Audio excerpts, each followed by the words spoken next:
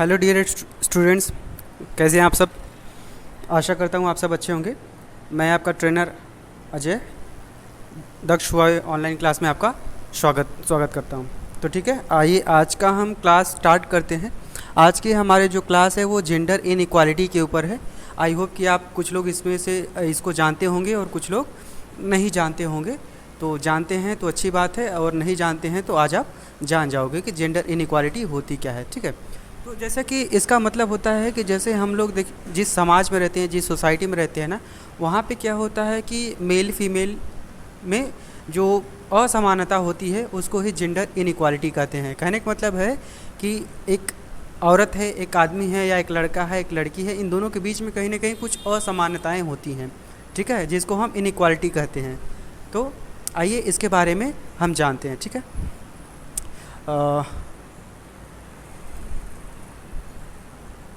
ठीक है। We proud Indians of 21st century rejoice in celebration when a boy is born and if it is a girl a muted or no celebration is the norm। ठीक है, तो जैसा कि हम जानते हैं कि हम सभी लोग 21वीं शताब्दी में रह रहे हैं।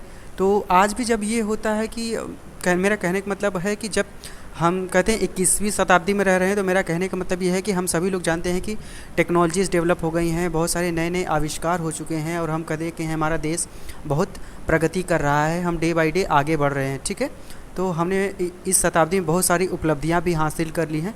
लेकिन एक चीज़ आज भी कॉमन है जो पहले से चली आ रही है, और वो ये है कि पहले क्या होता था कि जब पहले और आज भी जब एक लड़का किसी के घर में जन्म लेता है तो लोग बड़ी खुशियाँ मनाते हैं, सेलिब्रेशन करते हैं, है ना, कि चलो मिठाई बांटना है, ये प्रोग्राम वो प्रोग्राम, सारा प्रोग्राम फिक्स हो जाता है जब एक लड़का बॉर्न होता है। लेकिन उसके ठीक अगर मान लीजिए कि कोई किसी के घर लड़की पैदा हो गई है ना, तो लड़की पैदा होती है तो कहीं ना कहीं लोग उतना खुश नहीं होते हैं।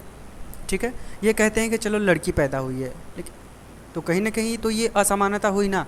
लड़का पैदा होने पे हम सब खुशी मनाते हैं, लेकिन जैसे ही लड़की पैदा हुई हम उतना खुश नहीं होती है। क्यों? लड़की भी तो एक समाज का हिस्सा है ना। ठीक है, तो जैसा कि हम जानते हैं कि हमारे देवी देवताओं में कितने फीमेल जो देवी देवता हैं, जैसे माँ दुर्गा, सरस्वती और काली एट्सेट्रा। ठीक है, तो ये सब भी तो औरत हैं, लेडीज़ हैं, फीमेल हैं। तो इनको हम सम्मान देते हैं, इनकी रिस्पेक्ट करते हैं, पूजा करते हैं। बट वहीं अगर हमारे घर में कोई लड़की पैदा हो जाती है तो हम क्या करते हैं कि खुश नहीं होते हैं। ऐसा क्यों होता है? आपने कभी इस बारे में सोचा है? तो नहीं सोचा है तो इस बारे में सोचिए। ठीक है, आइए आगे चलते हैं। Love for a male child is so much so that from the time immemorial we are killing our daughters at birth और before birth, and if fortunately she is not killed we find various ways to discriminate against her throughout her life। देखिए, जब एक बच्चा जन्म होता है तो हम सभी जानते हैं कि लड़का है तो खुश है, लेकिन अगर लड़की जैसा ही पैदा हुई तो हम नाखुश हो जाते हैं। लेकिन अब क्या होता है कि हम जब कभी कभी क्या होता है कि हम वो किसी भी तरीके से टेस्ट करवा के ये पता करते हैं कि मतलब लड़का है या लड़की है। अगर लड़की है तो उसको कोशिश करते हैं कि जन्म होने से पहले उसको ख़त्म कर दिया जाए, है ना। अगर किसी कारणवश हम ऐसा नहीं कर पा रहे हैं तो उसको पूरी लाइफ उसको डिस्क्रिमिनेट किया जाता है, मतलब कि उसको किसी ना किसी वजह से हमेशा कमज़ोर दिखाया जाता है। ठीक है, तो आइए और आगे बात करते हैं जिससे आपकी चीज़ें क्लियर हो। तो ये था जेंडर इनइक्वालिटी। कहने का मतलब है कि लड़का और लड़की में भेदभाव। तो ठीक है, आई होप कि ये चीज़ आपको समझ में आई होगी। अगर नहीं समझ में आई है तो आप पूछ सकते हैं। तो चलिए आगे चलते हैं। Though our religious beliefs makes women a goddess, but we fail to recognize her as a human being first. We worship goddess, but we exploit girls। ठीक है, जैसा कि मैंने कहा है कि हमारे रिलीजियस में, हमारे बिलीफ में, भावनाओं में जो हमारी गॉडेस हैं वो फीमेल भी हैं। हम उनको भगवान तो मानते हैं, लेकिन जैसे ही वो हमारे मतलब किसी घर लड़की पैदा हो गई तो हम उसको उतना सम्मान नहीं देते हैं जितना कि हम भगवान को देते हैं, चाहे मेल हो या फीमेल हो। तो ऐसा क्यों होता है? ठीक है, तो जो लड़की हमारे घर पैदा हुई है वो भी तो एक इंसान ही है, नॉर्मल से इंसान है। ठीक है, we are a society of people with double standard as for as all attitude towards woman in concert. ठीक है, जिस सोसाइटी में हम रहते हैं वो डबल स्टैंडर्ड माना जाता है। डबल स्टैंडर्ड कहने का मतलब ये है कि मेल और फीमेल में भेदभाव दिखाना या भेदभाव करना। ठीक है, और thoughts and preaching are different than our actions. जो हम बोलते हैं और जो हम करते हैं दोनों में बहुत ही डिफरेंट होता है। Let's try to understand the phenomena of gender inequality and search for some solution. तो आइए आगे बात करते हैं जेंडर इनइक्वालिटी के ऊपर और कुछ सॉल्यूशन है उसके ऊपर देखते हैं कि मतलब कैसे हमें इस सोसाइटी में जो मेल और फीमेल है उनको एक समान देखना चाहिए, एक समान ट्रीटमेंट देना चाहिए उनको। ठीक है, definition and concept of gender inequality. ठीक है, तो आइए बात करते हैं। Gender is a socio cultural term referring society defined roles and behaviours assigned to males and females in a given society, whereas the term sex is a biological and physiological phenomena which defines man and woman। ठीक है, ठीक है, जैसा कि हम gender से मतलब क्या होता है। ठीक है, जेंडर से मतलब यही होता है कि हमारे जो सोसाइटी है या जो हमारा कल्चर्स है उसमें हम यही डिफाइन करते हैं कि जेंडर मतलब या तो मेल होगा या तो फीमेल, या तो लड़का होगा या लड़की, या आदमी होगा या औरत होगी। ठीक है, तो जो लेकिन जब हम बायोलॉजिकल टर्म में देखा जाए तो सेक्स का मतलब ये होता है कि सेक्स का मतलब भी यही होता है कि या तो वो मैन है या वुमेन है। ठीक है, तो in its social historical and cultural aspects gender is a function of power relationship between men and women where men are consider superior to women.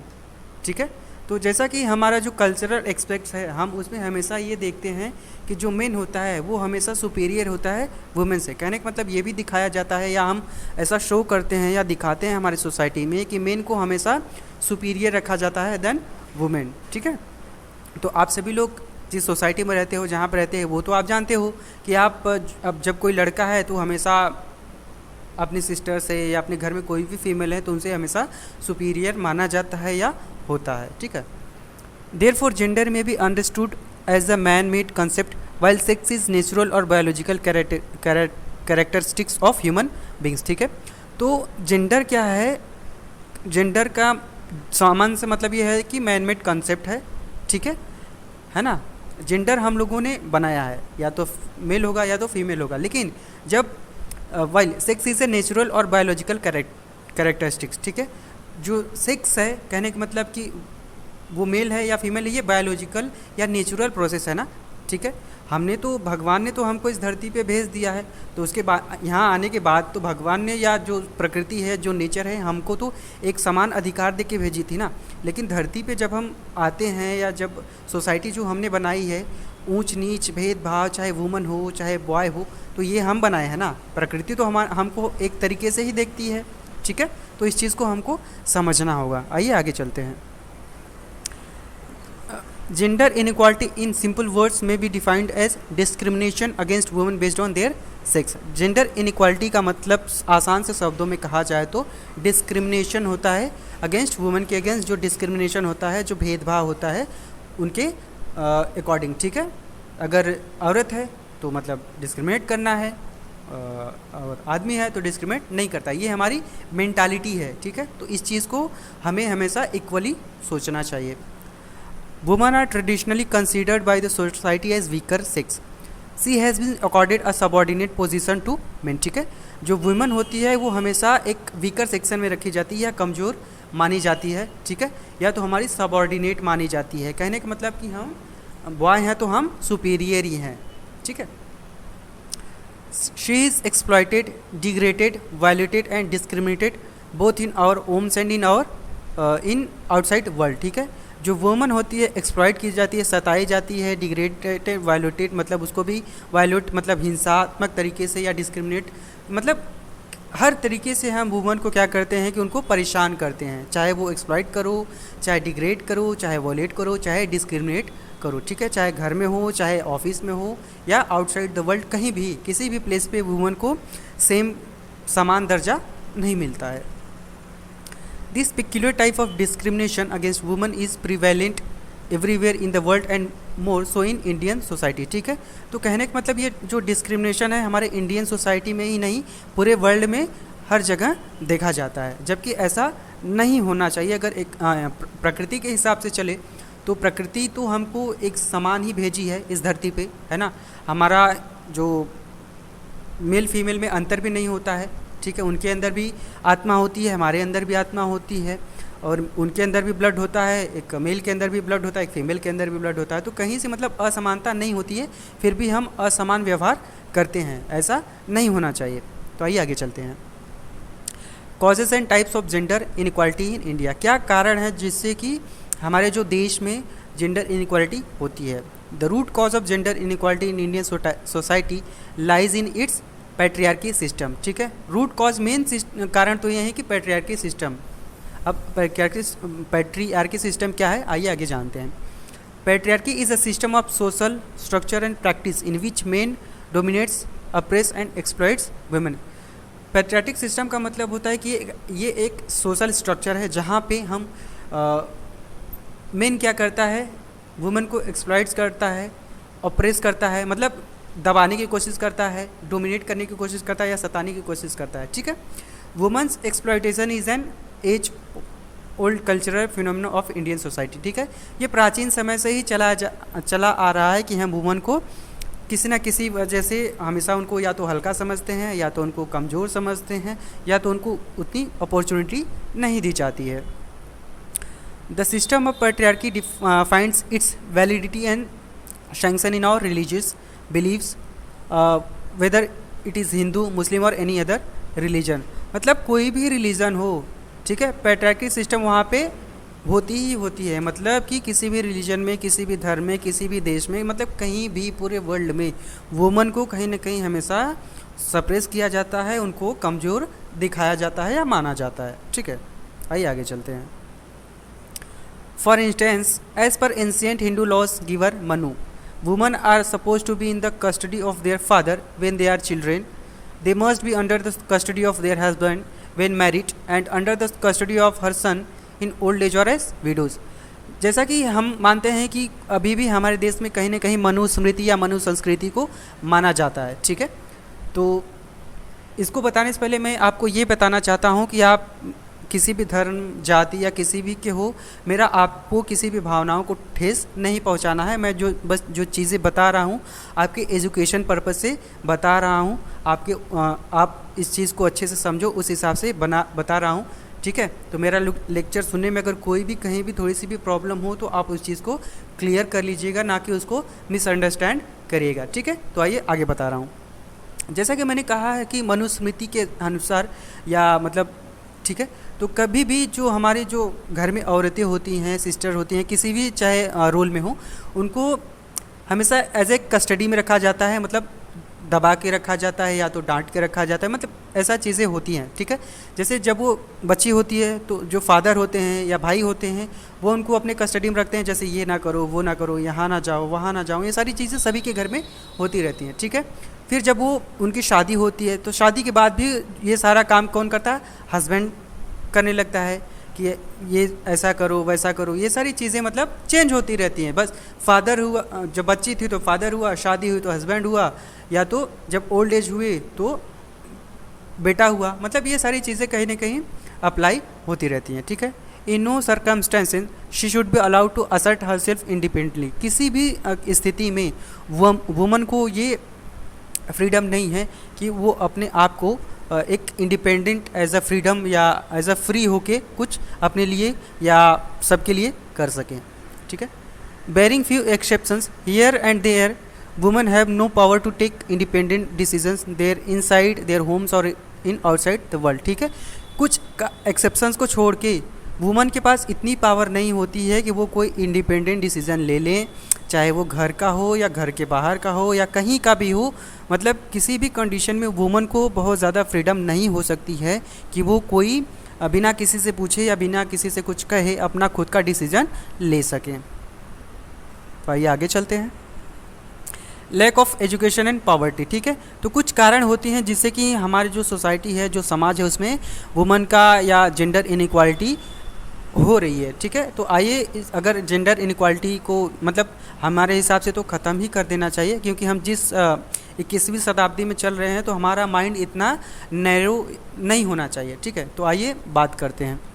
Extreme poverty and lack of education are some of the reasons for women's low status in society. ठीक है, तो देखिए woman का जो status है, जो दर्जा है सोसाइटी में इतना कमज़ोर क्यों है? क्योंकि कहीं ना कहीं गरीबी भी कारण है। गरीबी ना होने के कारण हमको एजुकेशन नहीं मिल पाता है, ठीक है, या हम उतना सोसाइटी से कनेक्ट नहीं हो पाते हैं, हमको पता नहीं चल पाता है कि हम कि आने वाले समाज में हो क्या रहा है या क्या चीज़ें मतलब वुमन के लिए चलाई जा रही हैं, ठीक है।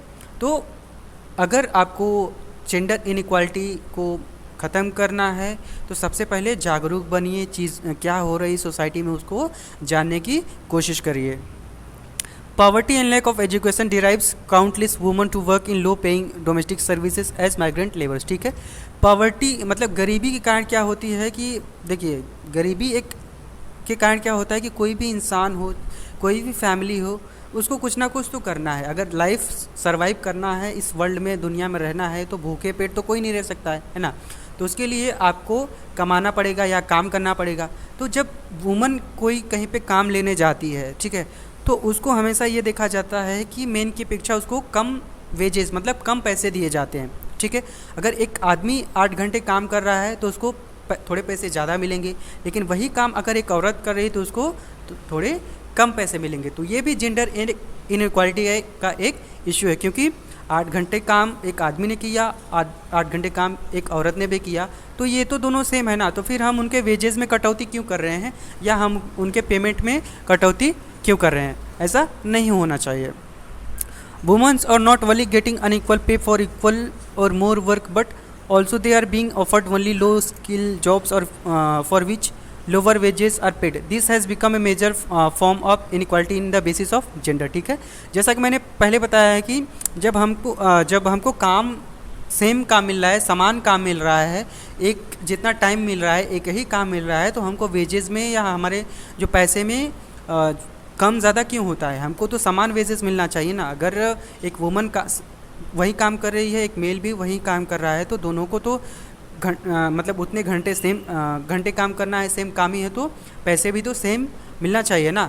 तो इस बारे में हमको सोचना है, समझना है, तो कैसे जो हमारे समाज में या सोसाइटी में या वर्ल्ड में जेंडर इनइक्वालिटी ये है, इसको एक समान कैसे कर सकते हैं, ठीक है। आइए आगे चलते हैं। Educating girl child is still seen as a bad investment because she is bound to get married and leave her paternal home one day, ठीक है। आज भी ये मान्यता है कि लड़कियों को कहीं कम पढ़ाया जाता है, ठीक है। ये माना जाता है कि उसको एक ना एक दिन शादी करके किसी दूसरे के घर जाना है, ठीक है। Without having good education, women are found lacking in present days demanding job skills, whereas each year's high school 10+2 standards results shows that girls are always doing better than boys.